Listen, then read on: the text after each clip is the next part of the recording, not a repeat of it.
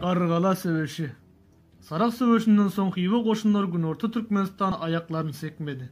Indi bu yerlerde Eýrandaky gajarlaryň hökümdarlygynyň şahsy Nasreddiniň goşunlary basyp alyş hereketlerini ýaýbanlandyryp başladylar. Ol türkmenleri özüne tawin edip, özüne salgyt töretmekçidi. Emma türkmenler 19-njy asyryň ortalarynda goňuş döwletleriň basyp alyjyk ýörüşlerine garşy gaýdysyzlyk bilen görüşüp, ata watanyny, ene topragyny döwüşgerip goradylar. 1858-nji ýylyň Gargalar söweşinde de hut şeýle boldy. Nasreddin Şah türkmenleriň üstüne ýörüş guramak üçin mejlis geçirýär. Köşkdäki emeldarlaryň we serkedeliň mekirlik bilen taryna kakyp görýär.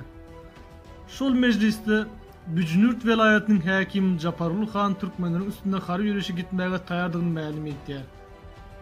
Şah Japarul Hany 1858-nji ýylda öz goşunlaryna baş serkerde edip Gargalany sogry bolsa ahal basyp almak üçin iýberýär.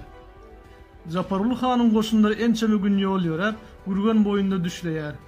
Uruş hopynyň awanyp gelýändigini habarly Gökleň türkmenleri Durdu Hanyň başçylygynda özara maslahatlaşyp galany berkitip söweşe taýýarlyk görüp başlaýarlar.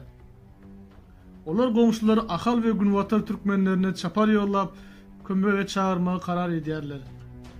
Habar barandan soň atlan bolup derre Gökleň doganlaryna kömek gelmek üçin gelen ahaldan Nurverdi Hanyň başçylygynda 10 000 atly, Günwatardan Mahmud İşanyň başçylygynda 8 000 atly gargalar gelýär. Munyň özü kyn günde birek goldamagyň, umumy düşmana garşy bileleşik görüşmegiň türkmenleriň ganyna siňendigini suwut etýärdi. Bu wakany Abdüsettar Kady Jingnamada şeýle beýan etdi.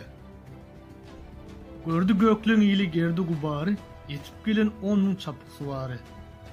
Tanadylar onu Nurverdi Handyr, merdana, ýyl bilen bir tenur jandyr.